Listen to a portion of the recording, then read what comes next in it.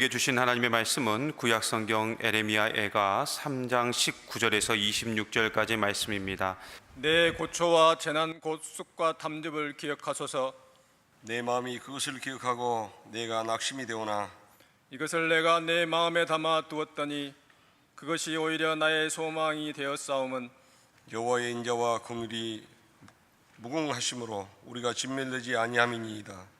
이것들이 아침마다 새로우니 주의 성실하심이 크시도소이다. 내 심령에 이르기를 여호와는 나의 기업이시니 그러므로 내가 그를 바라리라 하도다. 기다리는 자들에게나 구하는 영혼들에게 여호와는 선하시도다. 사람이 여호와의 구원을 바라고 잠잠히 기다림이 좋도다. 난민 구호가로 활동해온 한비아라고 하는 분을 아실 겁니다. 아프가니스탄, 이라크, 라이베리아, 네팔, 그리고 에이즈로 몸살을 앓고 있는 서남아프리카, 그리고 쓰나미로 인해서 초토화된 서남아시아, 팔레스타인과 이스라엘 등 재난이 있는 곳은 어디든 찾아가면서 구호 활동을 벌였던 그분이 지구 밖으로 행진하라라고 하는 책을 썼습니다. 베스트셀러가 됐죠. 그런데 그 책에 보니까 이런 내용이 담겨 있었습니다. 해가 뜨기 전에 일어나 해지고 난 다음에야 집에 오는 부지런하기로 유명한 남부아프리카 농부의 얼굴은 몹시 절박했습니다. 그 얼굴에는 삶에 대한 강한 의지가 묻어나 있었습니다. 이들이 바라는 건 공짜 식량이나 두 손 놓고 앉아서 날 돌봐달라고 하는 동정심이 아닙니다. 이들 역시 어떻게든 살아보려고 피나는 노력을 하고 있는 겁니다. 그러므로 우리가 하는 일이란 물탱크로 물을 날라다 주는 게 아니라 열심히 펌프질 하는 사람에게 종잣물 한 바가지를 갖다 주는 일입니다. 남부아프리카에서, 아프가니스탄에서 당장 필요한 종잣물은 다름 아닌 한 줌의 씨앗이었습니다. 재난 구호를 마치고 돌아오는 버스 안에서 동료 찰스에게 믿지 못할 이야기를 들었습니다. 이 사람들에게 씨앗은 희망의 다른 이름입니다. 이야기인즉 작년에 한정된 구호자금 때문에 한 마을에는 씨를 배분했고 그러나 그 옆 마을은 주지 못했더랍니다.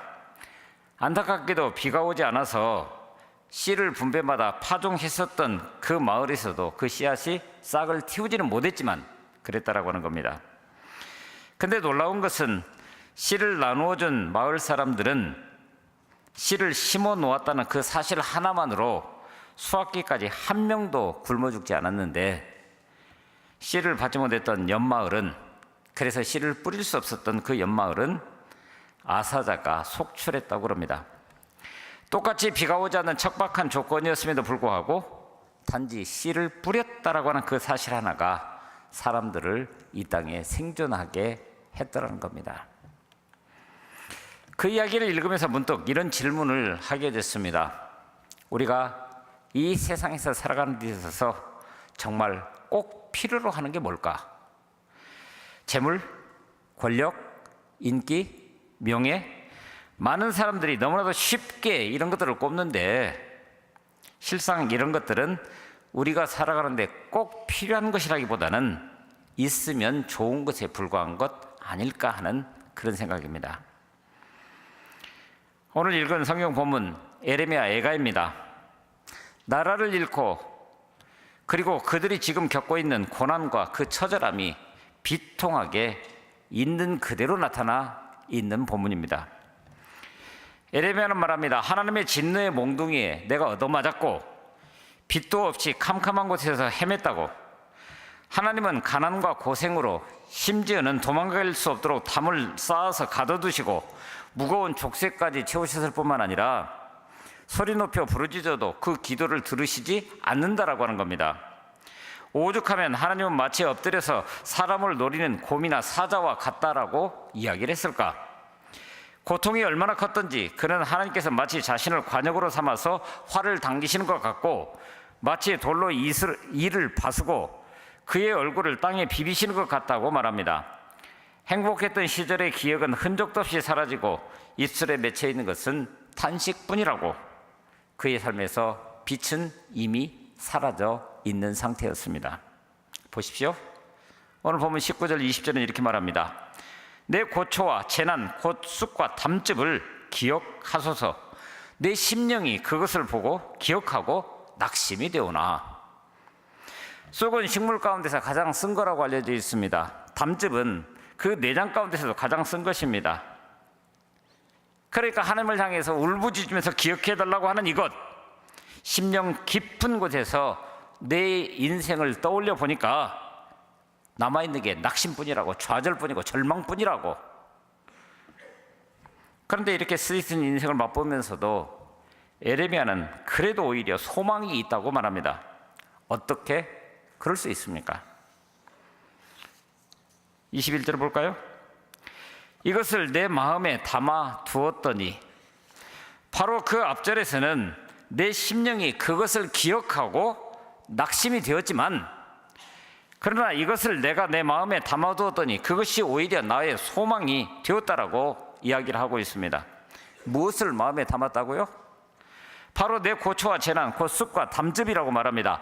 마치 개인적인 경험인 것처럼 그렇게 말하고 있지만 사실은 이스라엘의 역사적인 경험을 말합니다. 바벨론 포로, 그리고 지금 그에 이르기까지 이스라엘이 겪었던 고초와 재난, 나라를 잃어버리고 유리방황할 수밖에 없는 바로 그 모습을 있는 그대로 그렇게 표현하고 있습니다. 그런데 더 놀라운 것은 이런 일이 어디서부터 비롯되었다고요? 오늘 본문이 시작하는 에레미야 애가 3장 1절에 보니까 여호와의 분노의 매로 말미암아 고난당하는 자는 나로다라고 이야기를 합니다. 자기가 고통당하는 것, 이것이 여호와의 분노의 매라고. 그래서 더욱더 힘듭니다. 이 고통, 이 고난이 단순히 원수에게서 온 것이라고 한다면 그 원수 갚아달라고 부르짖기라도 할 텐데, 이 고난, 이 고통이 하나님께로부터 온 거라고. 아니, 그 하나님은 언제나 축복과 기쁨만 우리에게 주신다라고 생각을 했는데 그 하나님이 이제는 그 고난과 고통을 주셨다고요? 사실 바벨론 포로로 잡혀갈 때까지 그랬죠. 이스라엘 백성들은 예루살렘이 여전히 존재하고 있고, 거기에 그 성산에 예루살렘 성전이 있고, 그리고 그 성전에서는 늘 하나님을 예배하고 있고, 그리고 왕궁에는 다윗 왕가가 끊임없이 이어져 갖고 있기 때문에 적어도 그런 한도 내에서는 우리는 망하지 않는다. 하나님께서 우리에게 허락하실 복이 있다. 그런데 어떻게 됐습니까? 망했죠. 그런데 에레미야는 그것이 여호와 하나님의 분노의 매라고 말합니다. 그러니 얼마나 힘든 시간입니까? 하나님께서 나를 치고 계시니 누가 나를 건져주실 겁니까? 내가 아무리 부르짖어도 짖어도 나를 치신 분이 그분이신데 도대체 어쩌란 말입니까? 근데 놀랍게도 바로 여호와의 분노의 매에 그 키가 있더라는 거예요. 정신심리학자인 프린츠 군켈이라고 하는 분이 계시는데 인간의 자아 발달을 연구를 해갑니다. 그런데 그 과정에서 사람은 누구라도 위기를 만나게 되는데 과연 인간의 자아의 발전과 그 위기가 어떤 상관관계를 갖고 있는지, 이걸 연구를 하다가 결과적으로 이렇게 얘기를 합니다. 인간은 자아가 파멸 지경까지 이를 정도로 심각한 사태에 이르게 되면 그때서야 비로소 자신의 실존을 지탱해 주었던 근거가 무엇인지 질문을 하게 된다고 하는 겁니다. 내가 왜 여기까지 왔지? 이거겠죠. 원래 어디 있어야 되는데. 그러니까 에레미야, 그는 국가의 패망으로 인한 절대 고통 속에서 자신의 삶의 근원으로부터 다시 몸부림치고 있는 모습을 보게 됩니다. 이럴 수가 있습니까? 이럴 수가 있습니까? 그는 하나님으로부터 분노의 매를 맞으면서 엄청난 두려움과 절망 앞에 있지만, 아니 절망의 저 밑바닥까지 내려가고 있지만 바로 그 순간에도 내 인생의 근간이 되는, 내 나라 내 민족의 근간이 되는 하나님을 질문하기 시작했다고 하는 겁니다. 그리고 다시금 자신의 삶의 근거요 근원이었던 그 하나님 앞에 몸부림치면서 간구합니다. 내 고초와 재난, 곧 쑥과 담즙을 기억하옵소서. 너무 아픕니다. 너무 쓰라립니다. 너무 고통스럽습니다. 하나님께서 내게 주신 것들 너무나 아프고 아픈 것들 뿐입니다. 그래서 내 마음이 그것을 기억하고 내게 지금 낙심이 되지만, 생각할수록 하나님께 버림받았다라고 하는 것, 하나님 앞에 외면당하고 있는 것 같다는 것, 하나님께 매맞는 것 자체가 너무나 힘들고 낙심이 됩니다. 사는 것이 고통스럽다라고 이야기를 하고 있는 겁니다. 근데 그러는 도중에 갑작스러운 반전이 이루어지죠. 우리 21절과 22절을 볼까요? 이것을 내가 내 마음에 담아 두었더니 그것이 오히려 나의 소망이 되었사옴은 여호와의 인자와 긍휼이 무궁하심으로 우리가 진멸되지 아니함이로소이다. 고통과 고난, 그것도 하나님께서 자신을 치시는 분노임에 그걸 맞게 되면은 그 순간에는 어쩔 줄을 모르게 됩니다. 기도해도 소용없는 것 같습니다. 이제 틀렸구나 하고 절망하고 주저앉아 있는데, 그런데 이게 뭐죠? 가만히 자신의 현재 상태를 묵상하고 또 묵상하다가 보니까 그렇게 모진 세월, 그토록 험한 고통의 시간, 아프고도 쓰린 시간들을 겪으면서 여기까지 왔는데 놀랍게도 아직 내가 무너지지 않고 여기에서 여호와 하나님의 이름을 부르고 있더라는 거예요. 사람이 이 정도가 되면 무너져 내릴 수밖에 없는데 하나님께서 이 세상의 창조주이자 심판자이신 그분이 작심하고 나를 때리시는데 내가 아직도 건재하다? 아직도 숨을 쉬고 살아있다? 그래서 21절과 22절을 표준 세번역은 이렇게 번역을 해놓고 있습니다. 그러나 마음속으로 곰곰이 생각하며 오히려 희망을 가지는 것은 주님의 한결같은 사랑이 다함이 없고 그 긍휼이 끝이 없기 때문이라고 우리에게 얘기를 하고 있습니다. 여러분, 행복의 날도 지나가지만 고통의 날도 지나갑니다. 하지만 지나가는 날들 속에서도 편찮은 것이 있다고 한다면 내가 아니라 나를 오늘 여기 있게 하신, 우리를 향하신 하나님의 깊은 사랑이요 은혜요 인자라고, 그 사랑을 기억해내는 순간 고통은 나 혼자 견뎌야 하는 것이 아닌 것을 새롭게 깨닫게 됩니다. 여호와의 인자와 긍휼이 여전히 내게 있다라고 하는 것, 하나님의 사랑하심이 여전히 내게 머물러 있다라고 하는 것, 하나님의 은총이 내게서 여전히 떠나지 않았다는 것, 만일 하나님께서 정말 나를 파멸시키려고 치셨다고 한다면 진즉 끝장났을 것인데 아직도 나는 살아있고 아직도 나는 벌레처럼 꿈틀대며 아직도 나는 눈물을 흘리며 아직도 나는 아픔을 느끼고 있는 거예요. 이게 뭐죠? 내게 있는 것이 아니라 하나님의 사랑과 긍휼, 인자와 자비가 여전히 나를 향하고 있더라는 것, 바로 거기서부터 시작되는 겁니다. 그러면서 에레미야란 말합니다. 이것들이 아침마다 새로우니 주의 성실하심이 크시도소이다. 아침마다 새로우니, 아침마다 새로우니. 그렇죠? 새로운 잠에서 깨어나서 새로운 생명을 허락받았음을 내가 기억하게 될 때에 우리의 믿음으로, 눈으로 그것을 다시금 들여다보게 되니까 하나님의 사랑이 오늘 우리를 꼭 붙들고 있더라는 거예요. 그런데 여러분 어떻습니까? 이스라엘뿐만 아니라 오늘 우리 역시 생각해 보면 이런 과정들을 지금 지나고 있는 것 아닌가요? 이스라엘이야 자신들의 죄악으로 인해서 그런 고초와 재난, 그리고 쓴 쑥과 담즙 가운데 있었지만, 그러나 조금만 깊이 들여다보면 오늘 우리라고 별반 달라 보이지 않습니다. 우리나라 같은 경우도 8.15 해방을 맞이한 지 벌써 73년입니다. 그런데 그 세월을 고스란히 분단의 세월로 보냈습니다. 6.25 한국동란으로 인해서 아직도 우리는 남북 분단 상황 속에서 그대로 살아가고 있습니다. 최근 여러 가지 사건들로 인해서 불신의 골이 조금 해소되는 것 같아 보이기는 하는데, 그러나 여전히 우리는 서로를 전폭적으로 신뢰하지 못한 채로 혹시나 하고 있는 그런 상황 아닙니까? 우리는 이쪽에서 편안하게 살아가고 있는 것 같은데 북쪽에서 실제로 우리 가운데 어떻게 한 것 없는 것 같아 보임에도 불구하고 미사일 한 발 쏘아 놓고 나면은 오늘 우리의 삶이 어떻게 됐었죠? 그래서 그 분단의 세월은 우리 민족이 맛본 쓴쑥과 담즙과 같은 그런 상황으로 오늘 우리를 괴롭히고 있는 것이 현실입니다. 그런데 놀랍게도 그럼에도 오늘 우리가 여기 있는 그대로 서서, 더더군다나 하나님을 예배하는 자리에 이렇게 서 있다라고 하는 그것, 이것은 임족을 향하신 하나님의 사랑이 에레미야 때와 마찬가지로 오늘 우리와 동일하게 함께하고 계속되고 있다라고 하는 것을 있는 그대로 보여줍니다.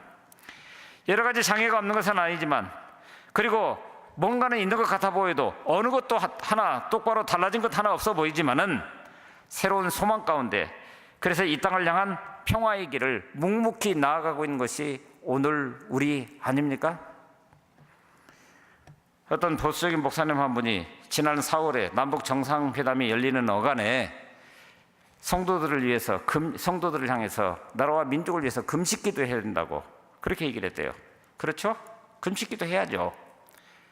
근데 놀랍게도 그 금식기도를 해야 되는 이유가 북한이라고 하는 나라는 없어져야 된다는 거예요. 그러니까 남북 정상회담이 성공하면 안 된다는 거예요. 여러분, 이게 하나님의 마음입니까? 인위적으로 나눈 것을 하나 되게 하는 것이 하나님의 그 비전이었고 이 땅을 향한 하나님의 사랑이요 인자 아니셨습니까? 그래서 당신의 아들을 이 땅에 보내셔서 세상의 장벽을 당신의 온몸으로 허물고 나는 이들 사이에 다리를 놓으셨고, 그래서 우리가 먼저 하나님과 화목을 이루어가면서 또한 우리 사이에도 하나됨을 허락하시지 않으셨느냐라고 하는 거예요. 그러므로 오늘 우리는 눈을 들어서 주님을 바라볼 수 있어야 됩니다. 그리고 주님의 그 마음을 이제는 우리의 마음에 새기면서 주님은 내가 가진 나의 모든 것, 주님은 나의 희망, 바로 에레미야 애가의 저자의 고백 그대로가 오늘 우리의 고백이 될 수 있어야 하는 것입니다. 그래서 오늘 우리는 여전히 그 길을 묵묵히 걸어가고 있는 것입니다. 25절과 26절을 볼까요? 기다리는 자들에게나 구하는 영혼들에게 여호와는 선하시도다. 사람이 여호와의 구원을 바라고 잠잠히 기다림이 좋도다. 지쳐져서 원망조차 할 수 없을 그때에, 마음의 풍랑이 가라앉아서 잠잠히 있을 때, 바로 그때 예레미야는 마음속 한켠에 떠오르는 한 빛을 바라본 것 같아 보입니다. 우리의 현실은 녹록지 않습니다. 그런데 그 가운데서 여호와 하나님을 바라보는 가운데 마음의 풍랑이 가라앉고 나니까 거기에서 비로소 주님의 마음을 읽을 수 있었고, 그 읽어진 마음을 통해서 오늘을 새롭게 볼 수 있는 눈을 갖게 되었다라고 하는 겁니다. 그분이 살아계시다는 것을 다시금 확인하고 지금까지 신실하심을 지켜오신 그 하나님이 오늘 여전히 우리 가운데 신실하시다, 이걸 고백하고 있는 겁니다. 구하는 자와 찾는 자에게 가장 귀한 것을 주시는 주님을 떠올리면서 놀랍게도 그는 입을 다뭅니다.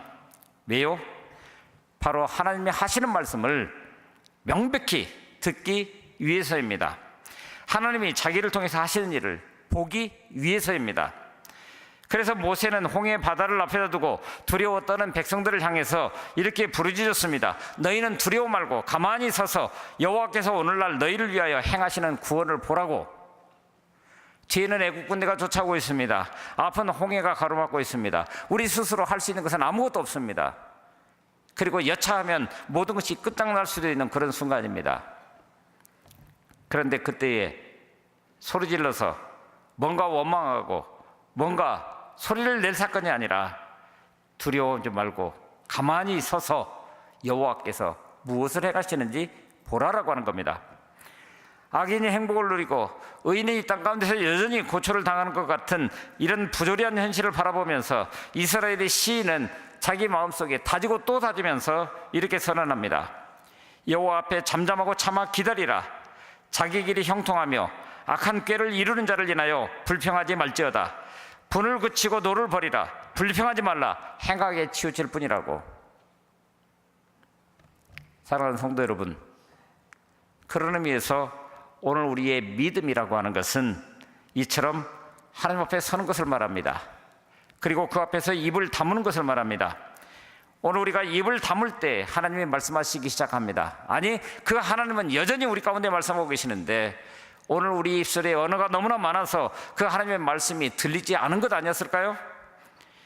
그래서 믿음이라고 하는 하나님이 오늘 우리를 위해서 일하시도록 나 자신을 내어드리는 것을 말합니다. 그러니까 믿음은 기다림인 겁니다. 그런데 기다려야 한다는 것을 너무나도 잘 알면서 왜 우리는 매일매일 조바심으로 애타는 것 같은 그런 인생을 살아가는 걸까요? 사실 오늘을 살아가는 사람들 저마다 여유가 없습니다. 쫓기면서 살아가는 것 같아 보입니다. 저나 여러분들이나 다 마찬가지인 것 같아 보입니다. 그런데 한번 살펴볼까요? 과거 걸어서 한 달 이상 거리던 그 거리가 비행기로 1시간이면 가게 되어 있습니다. 시간적 여유가 많이 생겼습니다. 과거 하루 종일 거리던 그 일들을 이제는 컴퓨터를 통해서 모든 정보를 수집하고 순식간에 작업해냄으로 인해서 몇 분이면 다 끝낼 수가 있습니다. 그만큼 생활에 여유가 생겼습니다. 과거 국민소득 천불 시대에 돈이 없어서 할 수 없었던 그런 일들, 국민소득이 3만 불 가까이 되면서 이제는 뭐든지 맘만 먹으면 할 수 있게 되어 있습니다. 지갑에 여유가 많이 생겼습니다. 그런데 실제는 어떻습니까? 여유가 생겨야 되는데 더 쫓기고 더 쪼들리는 이유가 무엇입니까? 여유를 찾고 주변을 좀 더 돌아볼 수 있어야 되는데 여전히 자기만 챙기기 급급한 이유가 뭐라고 생각하십니까? 여유를 가지고 어려운 이웃을 돌볼 수 있어야 되는데, 그래서 하나님은 우리에게 자꾸 그런 상황들을 보여주시는데, 근데 오늘 우리는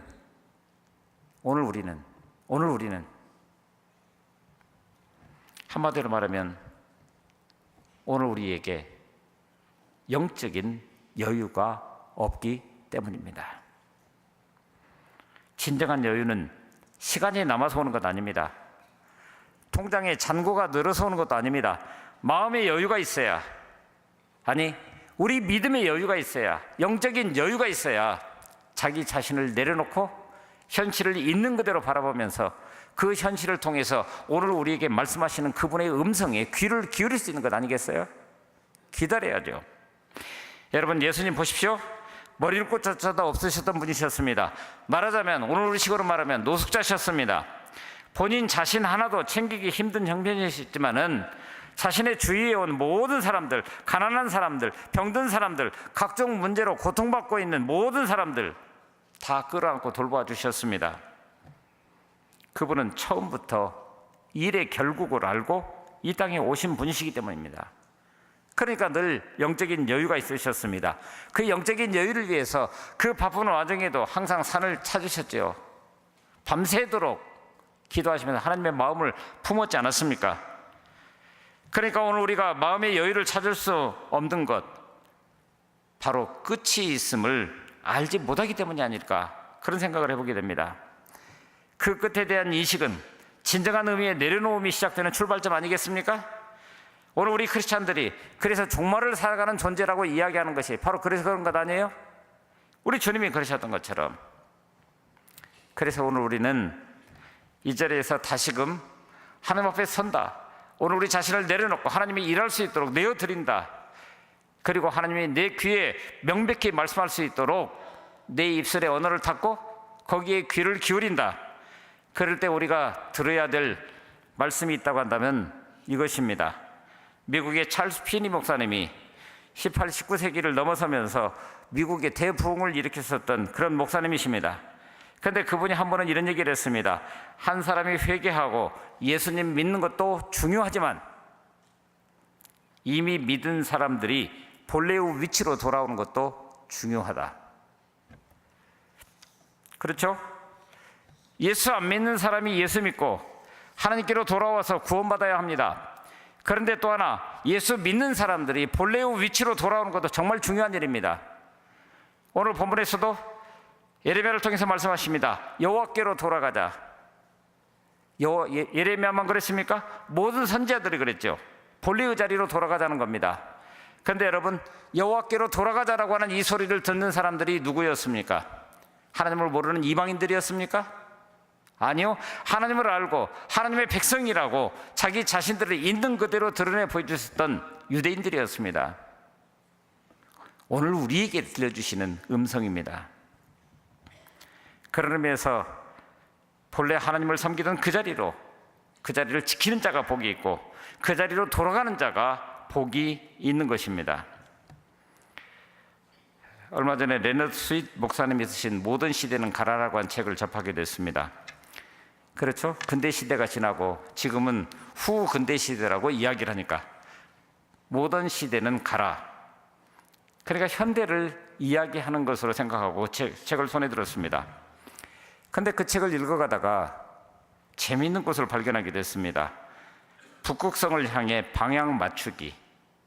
오늘 우리가 어딘가를 가다가 밤중에 길을 잃어버리게 되면 북극성을 바라보면서 동서남북을 결정을 하죠. 그래서 내가 가야 할 방향이 어느 쪽인가, 그 방향에서 길을 걷기 시작하는 겁니다. 그런데 놀랍게도 이 책에서 레너드 스윗 목사님은 하나님께 인생의 방향을 맞춰야 한다라고 이야기를 하고 있습니다. 그러면서 그 책에서 주의 깊게 나침반 관찰을 하기라고 하는 챕터가 또 있는 걸 보게 됐습니다. 그런데 거기에서 이야기하는 것은 이것입니다. 북성을 찾았냐? 그래서 내가 나갈 방향을 알았냐? 근데 그것은 방향을 알았다고 하는 것에 끝난다라고 하는 거예요.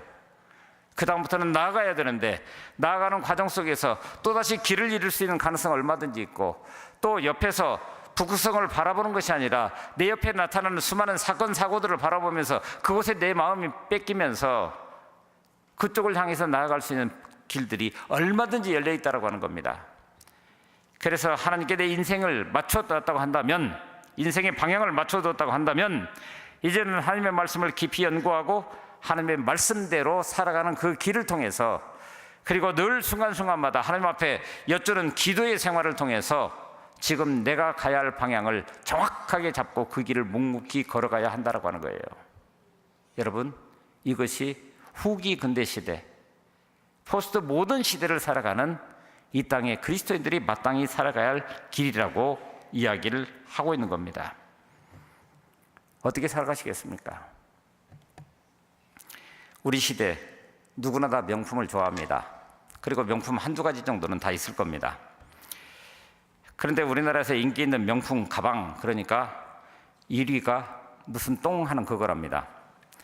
그러더니 샤넬, 구찌 어쩌고 저쩌고 이렇게 얘기를 하는데, 요즘에는 비싼 명품 가방을 다 사지 못하니까 다 살 수 있는 형편도 안 되고, 그래서 필요에 따라서 명품 가방을 대여해주는 대여점도 성업 중이라 그렇게 이야기를 합니다. 근데 명품을 이야기를 하면서 우리는 소위 럭셔리하다고 그럽니다. 그러죠? 럭셔리. 좀 좋은 어감입니까? 나쁜 어감입니까? 그 뜻으로 보면 사치하다 그런 뜻인데, 근데 놀랍게도 이 럭셔리라고 하는 단어가 원래 라틴어 룩스라고 하는 단어에서 왔습니다. 그 빛이에요. 룩스라고 하는 것은 빛입니다.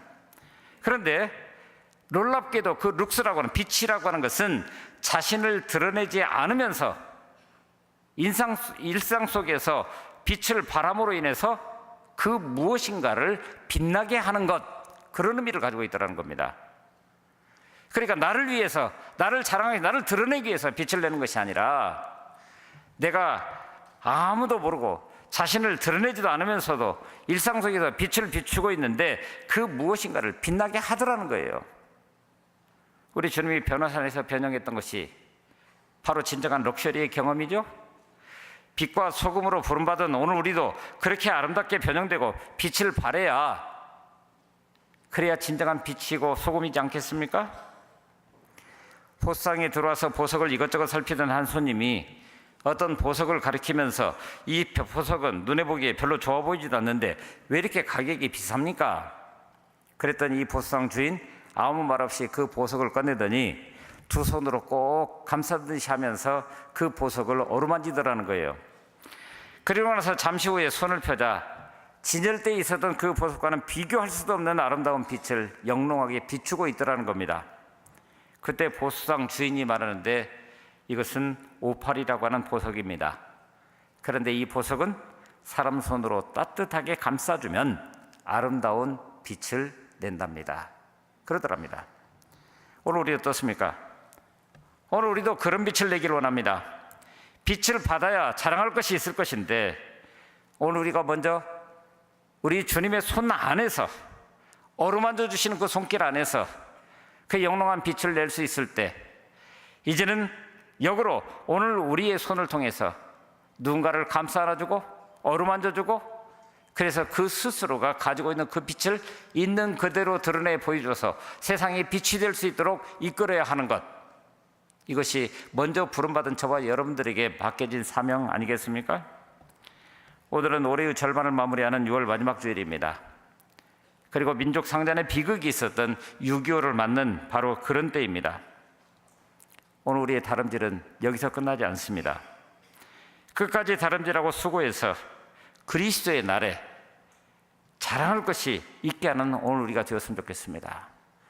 적어도 2018년을 마무리 짓는 이때가 됐을 때, 그때가 됐을 때, 바로 지금 중간 지점에 서 있는 오늘 우리가 어떻게 살아갈 것을 다짐하면서 세상을 어루만져 줄 수 있고 감싸 줄 수 있고, 그래서 그 빛을 발할 수 있게 할 수 있는 그런 귀한 사명으로 이 자리에 온전히 세워져 가는 저와 여러분들 모두가 될 수 있기를 간절히 바랍니다.